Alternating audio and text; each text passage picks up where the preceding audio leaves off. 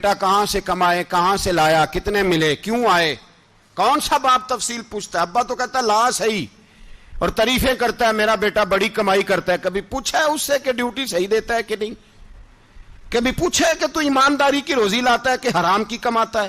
یہ باپ کی ذمہ داری ہے، یہ اماں کی ذمہ داری ہے. پھر کہتا ہے بیماری کیسے آ گئی، پریشانی کیسے آ گئی؟ تو نے کبھی سوال کیا اپنی اولاد سے؟ حضرت عمر فاروق رضی اللہ تعالیٰ عنہ کا بیٹا مصر سے پیسے کما کے لایا تو جناب عمر نے بلایا، فرمایا بیٹے اتنی تو تیرے پاس راس ہی نہیں تھی، تھوڑے سے تو پیسے لے کے گیا تھا، اتنی کمائی کیسے ہو گئی؟ اتنے تو پیسے نہیں تھے صاحب، کہاں سے کمائی لائے؟ اس نے کہا ابا جی وہ جو میرے چچا ہے نا مصر کے گورنر، آپ کے دوست، انہوں نے میری مدد کی ہے. فرمایا جتنے لوگ گئے تھے سب کی ہے مدد اس نے؟ کہا نہیں صرف میری کی. فرمایا تیری کیوں کی؟ تیری کیوں کی؟ کہا حضور آپ کے دوست ہیں. فرمایا چپ کر، حضور انہوں نے مجھے اتنے پیسے دیے، میں نے کاروبار میں ڈالے تو نفع آیا تو میں ان کی رقم دے کے. فرمایا خاموش ہو جا، باقی جتنے لوگ گئے تھے سب کی مدد کی اس نے؟ کہا نہیں حضور صرف میری کی. فرمایا اس نے تیری مدد نہیں کی، اس نے خلیفہ کے بیٹے کی مدد کی، اس لیے کہ وہ خلیفہ کو اپنے حق میں نرم کر سکے. فرمایا آدھا مال تیرا ہے، آدھا مال غنیمت کا ہے، مال خزانہ کا ہے، مسلمانوں کا ہے، اس لیے کہ تو جو وہاں سے مال کما کے لایا ہے وہ اپنے باپ کے خلیفہ ہونے کی وجہ سے کما کے لایا ہے، لہذا رکھ ادھر. یہاں کہتے ہیں کدھر سے آیا، کیسے آیا، کون سا حساب دیں، کیا کریں؟ او بھائی حضرت عمر رضی اللہ تعالیٰ عنہ کا اپنی اولاد کے بارے میں یہ رنگ ہے. ایک جنگ سے نا خوشبو آئی، خوشبو بڑی مہنگی ہوتی تھی، عرب میں خوشبو آج بھی بڑی مہنگی ہے، وہ زیادہ استعمال کرتے ہیں. میری باتوں کی سمجھ آ رہی ہے میرے بھائیوں؟ بڑی مہنگی خوشبو تھی. جب وہ خوشبو آئی تو حضرت عمر نے کہا، گھر میں پہلے پہنچی حضرت عمر کے، چونکہ زیادہ عورتیں استعمال کرتی تھی گھر کے اندر خوشبو، مرد بھی لگاتے تھے. حضرت عمر نے اپنی بیوی سے کہا، آپ کی زوجہ تو تھی وہ بڑی خوشبو کو پسند کرتی تھی. حضرت عمر نے اپنی زوجہ سے کہا کہ خوشبو لاؤ، میں نے ایک عورت کی ڈیوٹی لگائی ہے، وہ خوشبو تول کے نا تو حصہ برابر صحابہ میں بانٹ دے گی. تو آپ کی زوجہ کہنے لگی کسی بی بی کی ڈیوٹی لگانے کی کیا ضرورت تھی، میں جو موجود تھی میں بانٹ دیتی ہوں تول کے حصہ برابر. آپ نے فرمایا نہیں تو رہنے دے، اور فلانی بی بی بانٹے گی. کہ حضور میں نے بھی بانٹنی ہے، میرے پہ کچھ حق ہے؟ آپ نے فرمایا نہیں تو تفصیل نہ پوچھ، تو خوشبو دے دے، کوئی اور بانٹے گی. خاتون خانہ تھی نا، کہنے لگی نہیں مجھے بھی آج آپ کو بتانا ہی پڑے گا کہ کوئی جو بانٹ سکتی ہے تو میں کیوں نہیں بانٹ سکتی؟ زوجہ کہتی عمر نے بات کی تو میری چیخیں نکل گئیں. حضرت عمر فرمانے لگے جب تو خوشبو بانٹے گی نا تیرے ہاتھوں کو بھی لگے گی، تیرے دوپٹوں کو بھی لگ جائے گی. اگر رب کریم نے مجھ سے سوال پوچھا کہ عمر خوشبو تو مسلمانوں کی تھی، تیری بیوی کے دوپٹے کو کیوں لگ گئی، تو میں اللہ کے حضور کیا جواب دوں گا؟ اگر اللہ نے یہ سوال کیا کہ تیری بیوی نے کیوں لگائی، وہ تو حصہ تھا مسلمانوں کا، تو نے تیری بیوی نے کیوں لگائی؟ تو فرمایا میں نہیں چاہتا کہ اللہ کے حضور مجھے اور تجھے باز پرس ہو، لہذا کسی اور کو بانٹنے دے. زوجہ روئی اور تڑپ کے کہنے لگی عمر مجھے لگتا ہے صبح قیامت بھی تیری بیوی ہونے کی وجہ سے اللہ مجھے جنت عطا فرما دے گا، تیری زوجہ ہونے کی برکت سے. بھائی یہ معیار رکھا، خدا کی قسم ایسا شخص تاریخ میں دوبارہ نہیں آیا. اتنا بڑا آدمی، اتنا بڑا شخص، اتنا بڑا آدمی، اور پھر رنگ یہ ہے کہ عمر 22 لاکھ مربع میل کا حکمران، 22 لاکھ، اور کھجور کے درخت کے نیچے مٹی کا ڈھیلا لے کے سو گئے ہیں، پرواہ کوئی نہیں، کوئی مسئلہ ہی نہیں. 2 غلام ساتھ بیٹھے تو ایک روٹی حضرت عمر نے گھر سے منگوائی، تھوڑا سا سرکہ، تو غلام کہنے لگے ہم نے بھی کھانی ہے. فرمایا کوئی حرج نہیں، روٹی کو پیٹ بھر کے کھانا ضروری تو نہیں، 3 حصوں میں بانٹ لیتے ہیں. ایک آدمی آیا ہوا تھا مصر کا رہنے والا ملنے کے لیے، اس نے پوچھا عمر کدھر ہیں، تو کہا وہ ادھر جاؤ مسجد میں بیٹھے ہوں گے. اور واپس آیا تو کہنے لگا وہاں تو 3 غلام بیٹھے ہیں، ایک روٹی بانٹ کے کھا رہے ہیں، لگتا ہے کئی دنوں سے روٹی نہیں ملی. کہا 3 غلام تو کوئی نہیں، وہاں 2 ہی تھے، تیسرے تو امیر المومنین تھے. اس نے کہا نہیں 3 غلام ہیں، کپڑے بھی ایک طرح کے پہنے ہوئے ہیں، بلکہ 2 کے تو پھر صحیح ہیں، تیسرے کے تو زیادہ ماڑے ہیں، کپڑے بھی ایک طرح کے. کھانا پینا بھی ایک طرح کا اور ان کا نشست برخاست بھی ایک طرح کی ہے، لہذا کوئی فرق نہیں۔ حضرت ابو ہریرہ کہتے ہیں میں لے کے آیا اور جناب عمر کو جب میں نے کچی زمین میں تامت سمیٹ بیٹھے دیکھا تو میں رو پڑا۔ میں نے اس مصر سے آنے والے کو کہا تو اس کے جلوے دیکھ، اگر اس کی ذات میں اتنا حسن ہے تو محمد عربی کا مقام کیا ہوگا؟ یہ مقام غور ہے، مقام غور۔ 10 محرم کو لوگ دیگے پکائیں گے نا؟ نہیں پکانی ہے؟ کوئی بول دے نہیں، ہاں نہ نہیں کر دے، پروگرام بدلیا تو نہیں دی عید کی کہ وہی کام شروع ہوا ہے لات ٹائٹ ہونے والا؟ کیوں جی پکنی ہے نا دیکھیں 10 محرم کو انشاءاللہ تعالی، ہم بھی پکائیں گے انشاءاللہ، یہاں بھی پروگرام ہوگا۔ تو 10 محرم کو جو دیگ پکنی ہے تو ایسا نہیں ہو سکتا کہ 1 محرم کو حضرت عمر کے نام کی بھی کوئی پک جائے۔ اگر امام حسن حسین کے نام کی دیگیں پکے تو جو امام حسن حسین سے پیار کرنے والے ہیں، جو امام حسن حسین سے، ہم لوگوں نے بھی عجیب رٹا اپنایا ہے نا، ہم لوگ بات کا ایک پہلو دیکھتے ہیں دوسرا نہیں دیکھتے۔ حضرت امام حسن اور حسین کو بھی نبی پاک نے شہید کہا اور جناب عمر کو بھی رسول اللہ نے خود شہید فرمایا، فرمایا شہید ہے، خود فرمایا اپنی زبان سے کہ یہ شہید ہے، خود میرا عمر شہید ہے۔ تو ان کے نام کی دیگ نہیں پکنی چاہیے، اس طرف نہیں ہماری توجہ ہونی چاہیے۔ اور اہل بیت یہ بات میں پہلے بھی کرتا ہوں، آج پھر کرنا ضروری سمجھتا ہوں، اہل بیت کا پیار، سن لو کان کھول کے، اہل بیت کا پیار اگر ہمیں کسی نے سکھایا ہے تو سیدنا عمر فاروق نے سکھایا ہے۔ اہل بیت نبوت کی محبت اگر کسی نے سکھائی ہے تو کس نے سکھائی ہے؟ بول کے بتائیے، حضرت عمر نے۔ اہل بیت کا پیار ہمیں حضرت عمر نے بول کر کے سکھایا ہے۔ بھائی یاد رکھیں، کسی کی طاقت نہیں تھی دم مارنے کی حضرت عمر کے سامنے، طاقت ہی نہیں تھی، کیسر و کسرا کانپ جاتے تھے، جرأت ہی نہیں کرتے تھے حضرت۔ اور ہمارے تو تعلقات بڑے ہیں نا غیروں سے۔ حضرت ابو موسیٰ اشعری رضی اللہ تعالیٰ عنہ فرماتے ہیں میرا منشی سائی تھا،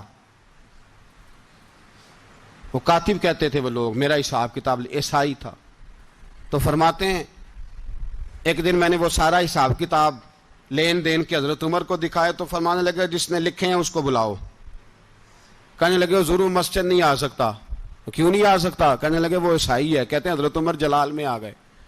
آپ فرمانے لگے جنہیں رب دور کرتا ہے تم کیوں قریب کرتے ہو؟ جنہیں اللہ دور کرتا ہے۔ فرمایا تم غیروں کو اگر عہدے دو گے تو اپنوں کا کیا بنے گا؟ اگر تم غیروں کو عہدے دو گے تو اپنوں کا، یہ سوچ ہے جو آج برما کے مسلمانوں کے لیے بھی ضروری ہے۔ کہا اگر تم غیروں کو عہدے دو گے تو اپنوں کا۔ ہم نے غیروں کو عہدے دیے تو دیکھا نا اپنے کس طرح کاٹے جا رہے ہیں۔ غیروں کو جو عہدے دے دیے یرانے سارے غیروں سے، روز دعویٰ ہوتا ہے چین ہمارا سجن ہے، چین ہمارا دوست ہے۔ او بھائی دوست ہے تو اس سے کہو نا کہ برما تو تمہاری ایک چھوٹی سی ریاست ہے، چین کے بغیر تو وہ سانس بھی نہیں لے سکتا، اس کو کہو نا اس حکومت پہ دباؤ ڈالے۔ لیکن ہم لوگوں نے غیروں کو عہدے دیے تو اپنے پس گئے۔ حضرت عمر کہتے تھے ذمی کا ہم ادب کریں گے، ذمی کافر کا ہم، ایسا کافر جو مسلمان ریاست کو قبول کرے، بدامنی نہ پھیلائے۔ ایک آدمی کو آپ نے دیکھا آنکھوں سے نابینا ہے اور بھیک مانگ رہا ہے، تو حضرت عمر کو نظر آ گیا، فرمایا کون ہو؟ اس نے کہا میں یہودی ہوں۔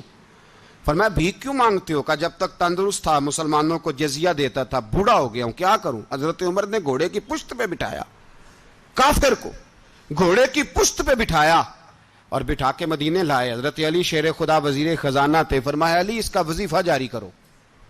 کہا یہ کون ہے؟ فرمایا یہ یہودی ہے لیکن یہ ہمیں جزیہ دیتا رہا، بوڑھا ہو گیا بیچارہ، بھیک مانگنے پہ مجبور ہے، ہماری حکومت کے اندر رہتا ہے، اس کا پورا وظیفہ جتنا خرچہ اتنا وظیفہ لگاؤ۔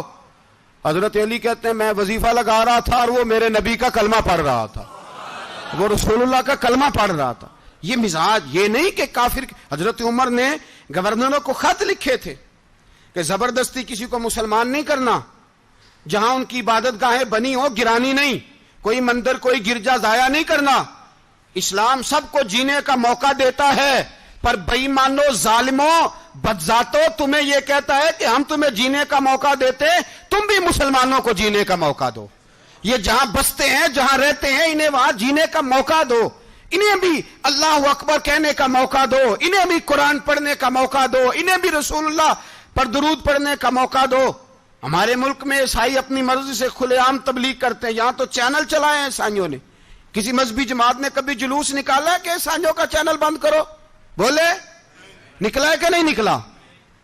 کتنے ظلم کی بات ہے. ہم جب غیر کو اتنا تحفظ دیتے ہیں, ہم نے دیکھا ہے, مجھے 20 لوگوں نے عید پہ ٹیلی فون کیے کہ عیسائیوں کو قربانی کا گوشت دے لیں, مجبور ہیں جی, دروازے پہ آ گئے ہیں, ہمارے کام کاج کرتے ہیں. 20 لوگ, عام آدمی کے دل میں ان کا اتنا جذبہ ہے, وہ مسائل کا بیان کرنا ایک علیحدہ بات, لیکن ہمارے دل کافر کے حق میں بھی نرم ہو جاتے ہیں. تم کس قدر زیادہ بے ایمان ہو اور کفر کس قدر زیادہ ذلیل ہو گیا ہے کہ مسلمان کے حق میں نرم ہوتا ہی نہیں. اور اس سے بڑے ذلیل وہ ہیں جو ان ذلیلوں کے سپورٹر ہیں, وہ کسی عرب ملک کے حکمران ہو یا کسی اور جگہ کے, وہ بڑے ذلیل ہیں جو ان ذلیلوں کے سپورٹر ہیں, جو برما کی بچیوں کے قتل پر اپنی حکومتیں چمکا رہے ہیں. انہیں شرم نہیں آتی, اس قدر مسلمان تڑپا ہے, لیکن ان بے غیرتوں کو ذرا ہوش نہیں آئی. اور یہ ان کے کماش, ان کے دلال جو ہر جگہ ان کی سپورٹ کر کے اپنی حکومتیں قائم کرتے ہیں, بے ایمانوں کو پتہ نہیں کہ کب ان پر اللہ کا عذاب اترے گا اور کس طرح ان کے پرخشے اڑیں گے. تمہیں اپنی ذلت اور رسوائی نظر نہیں آ رہی کہ زمین کس طرح تمہارے لیے تنگ ہو گئی ہے؟ اس سے زیادہ اور تمہاری رسوائی کیا ہوگی؟ ڈرو اللہ سے, اور یہ تو دنیا کا عذاب ہے. ان بطش ربک لشدید, میرا رب کہتا ہے قیامت تو قائم ہونے دے. اتنا سخت تیرے رب کی پکڑ ہے, اتنی کسی دوسرے کی ہو سکتی؟ یاد رکھیں اور تھوڑا احتیاط کریں. ہم سب لوگ بھی, جو ہم لوگ آدھی زبان بول کے بھی ان کی سپورٹ کرتے ہیں, اب شرم آنی چاہیے ہمیں ان حکومتوں کی سپورٹ کرتے جو مسلمانوں کی لاشوں کے اوپر حکومتیں قائم کرتے ہیں. شرم آنی چاہیے. بہرحال بات دور نکل جائے گی اور میں اپنے مضمون پہ رہتا ہوں. اہل بیت کا پیار اگر سکھایا ہے تو جناب عمر نے سکھایا ہے رضی اللہ تعالی عنہ. امام حسن ملنے, آپ یقین کریں میں جب اس واقعہ کو پڑھتا ہوں تو میرا دل جھوم جاتا ہے. میں کہتا ہوں یار, ڈاڈا ہونا اپنی جگہ پہ, عشق ہونا اپنی جگہ پہ, انسان کا باوقار ہونا اپنی جگہ. جہاں کھڑے ہونا تھا وہاں یہ کھڑے ہوتے تھے, اور جہاں جھکنا تھا وہاں یہ. ان لوگوں میں اقبال نے کہا تھا, تیری نگاہ ناز سے دونوں مراد پا گئے, عقلِ غیاب و جستجو, عشق حضور و اضطراب. جہاں اگر آیا ہے سامنے کیسر و کسرا تو عمر جیسا دلیر کوئی نہیں, اگر سامنے آیا ایران کا بادشاہ تو عمر جیسا تگڑا کوئی نہیں, اگر آیا ہے سامنے غسان کا بادشاہ تو عمر جیسا عادل کوئی نہیں. لیکن اگر علی کا بیٹا آیا ہے, اگر فاطمہ کے لال پارے آئے ہیں, تو پھر فاروق اعظم سے جیسا محب کوئی نہیں, پھر ان سے جیسا پیار کرنے والا کوئی نہیں. اندر بیٹھے ہیں جناب عمر, اندر تنہائی میں کچھ وزیروں سے گفتگو ہو رہی ہے, میٹنگیں جاری ہیں. آپ کے بیٹے ملنے آئے جناب عبداللہ ابن عمر, ابا جی ملنا ہے. بات ٹھہرو, بات کر رہا ہوں, کوئی نہ اندر آئے. صاحب زیادہ باہر کھڑا ہے. تھوڑی دیر گزری تو امام حسن بھی آ گئے. کون آئے؟ آپ کو جو ملے گا امام صاحب کا نام لینے سے, وہ سردار ہیں جنتیوں. کون آئے؟ سارے بولیے, امام حسن. تیری نسل پاک میں ہے بچہ بچہ نور کا, تو ہے نے نور تیرا سب گھرانہ. امام حسن آئے تو حضرت عبداللہ ابن عمر کو دروازے پہ کھڑے دیکھا. کہا امیر المومنین کہاں ہیں؟ کہنے لگے حضرت عمر کے بیٹے. کہنے لگے وہ اندر بیٹھے, کچھ میٹنگ ہو رہی ہے, اور انہوں نے کہا کوئی اندر نہ آئے, لیکن آپ جانا چاہیں تو چلے جائیں. آپ جانا چاہیں تو, تیری نسل پاک میں ہے بچہ بچہ نور, آپ جانا چاہیں تو چلے جائیں. تو انہوں نے کہا جب آپ باہر کھڑے ہیں تو مجھے کوئی اتنا ضروری کام نہیں, اور ابھی زور کی نماز تھوڑی دیر میں ہوگی, میں مسجد میں مل لوں گا امیر المومنین سے. یہ بات کہہ کہ امام حسن چلے گئے. یار اتنی بڑی بات نہیں تھی, اتنی بڑی بات نہیں تھی. وہ میرے استادوں کا بیٹا بھی آئے تو کہا ٹھیک ہے جی وہ سوئے ہوئے ہیں, کوئی غرض نہیں یار, میں ٹھہر کے آ جاؤں گا. کوئی بڑی بات نہیں تھی, دیکھا جائے تو بڑی بات نہیں تھی, پر بات بہت بڑی تھی اس لیے کہ یہ خالی حسن نہیں, یہ حسن ابن علی ہے, یہ حضرت فاطمہ کے لخت جگر. حضرت عمر باہر نکلے, عبداللہ ابن عمر سے پوچھا کوئی آیا تو نہیں؟ تو کہا حضور امام حسن آئے تھے. تو کہا پھر شہزادے کو اندر کیوں نہیں بھیجا؟ کہا میں نے کہا تھا. وہ کہنے لگے اگر امیر المومنین مصروف ہیں تو میں ظہر میں مل لوں گا. حضرت عمر رونے لگے, فرمایا بیٹے تو نے اچھا نہیں کیا. پھر مسجد نہیں گئے, سیدھے امام حسن کے دروازے دستک دی. امام حسن باہر آئے, کہا شہزادے آئے تھے تو ملے کیوں نہیں؟ تو امام حسن کہنے لگے حضور آپ کا اپنا بیٹا دروازے پہ کھڑا تھا, آپ کا اپنا بیٹا دروازے پہ کھڑا تھا, اور منع بھی کیا تھا آپ نے تو میں زور میں مل لیتا۔ حضرت امام حسن فرماتے ہیں جوش جذبات میں جناب عمر نے سر سے پگڑی اتار دی، جوش جذبات میں کہنے لگے حسن میرے بیٹے کا اور آپ کا کیا مقابلہ؟ کیا اس کی ماں کا نام فاطمہ الزہرا ہے؟ کیا اس کی نانی کا نام ختیجۃ الکبریٰ ہے؟ کیا اس کے نانے کا نام محمد مصطفیٰ ہے؟ آپ کا اور اس کا کیا مقابلہ؟ پھر رو پڑے اور کہنے لگے بیٹے میں مکے کے صحراؤں میں اونٹ چرایا کرتا تھا، یہ جو میرے سر پر عزت کے بال ہیں یہ تیرے نانے کے اگائے ہوئے، میں مکے کے خبردار شہزادے خبردار۔ او بھائی اہل بیت نبوت کے ادب کا رنگ اگر سکھایا ہے تو سیدنا عمر نے سکھایا ہے۔ حضرت عمر فاروق اتھارٹی ہے، اسلام کی اتھارٹی۔ یکم محرم حضرت عمر کی شہادت ہے۔ یہودی بول اٹھا، کافر بول اٹھا، اگر 6 مہینے عمر دنیا میں اور رہتے تو دنیا میں کوئی کافر موجود نہ ہوتا۔ 6 مہینے۔ اور جب اس بطل جلیل کا جنازہ اٹھا، اللہ بخاری پڑھیے نا، اللہم ارزقنا شہادۃ فی سبیلک، اللہ بسترے کی موت نہ دینا، شہادت کی دینا۔ عمر شہید ہوئے، مسجد نبوی میں نماز پڑھاتے، اور جب جنازہ اٹھا تو مدینے کا پھر پیچھے جو دلیر بچے وہ مولا علی تھے۔ مولا علی، جناب عمر کا جنازہ اٹھا تو سب سے پہلی ہائے جو نکلی وہ حضرت علی کی زبان سے نکلی، اور حضرت علی کی ساری داڑھی آنسوؤں سے بھر گئی۔ لوگوں نے کہا کہ علی کیا ہوا؟ فرمانے لگے تم دیکھ نہیں رہے جنازہ کس کا اٹھا ہے؟ پلٹ کے دیکھو تو صحیح، تم پتہ نہیں یہ کون گیا ہے؟ کہ حضور کیا ہوا؟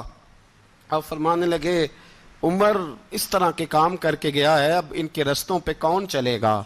کون اس کے جگر راہ وفا میں نقش ایسے چھوڑ آیا ہوں، میں جس منزل سے گزرا ہوں وہ اب تک یاد کرتی ہے۔ حضرت علی حضرت عمر کے جنازے پہ کھڑے ہو کے کہتے ہیں اللہ مجھے اس طرح کے عمل کرنے کی توفیق دے جس طرح کے عمر کر کے گیا۔ میرے بھائی بطل عزیز، بطل حریت حضرت عمر رضی اللہ تعالیٰ عنہ جو اپنی زندگی انقلاب والی گزار کے گئے۔ عمر جب دنیا سے گئے تو 80 دینار کا قرضہ تھا، 22 لاکھ مربع میل کا حکمران، اور اپنے بیٹے سے کہنے لگے بیٹے کوشش کرنا تیرے خاندان والے مل کے میرا قرضہ اتار دے، میری قبر پہ بوجھ نہ رہے، اور اگر خاندان والے مدد نہ کریں تو میرے دوستوں سے بات کرنا، وہ مدد نہ کریں تو پھر علی سے بات کرنا۔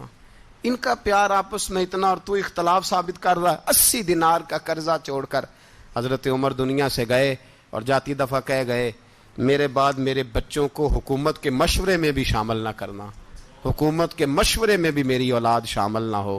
اتنا بڑا شخص اتنا بڑا رنگ دے کے یکم محرم کو جب عمر فاروق کا وصال ہوا تو بیٹے سے کہنے لگے اماں عائشہ سے جا کے کہو میرا بھی نبی پاک کے روزے میں دفن ہونے کو دل کرتا ہے۔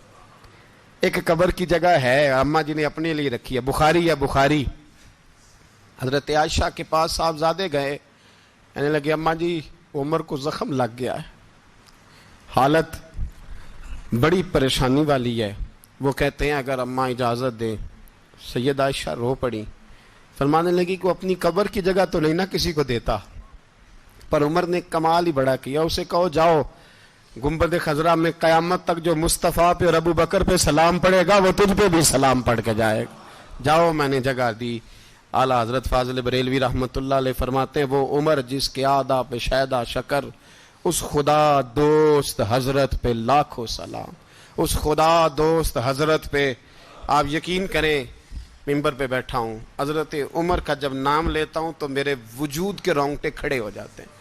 حضرت عمر کی زندگی جب پڑھتا ہوں تو لگتا ہے خدایا ایسے شخص بھی دنیا میں آئے۔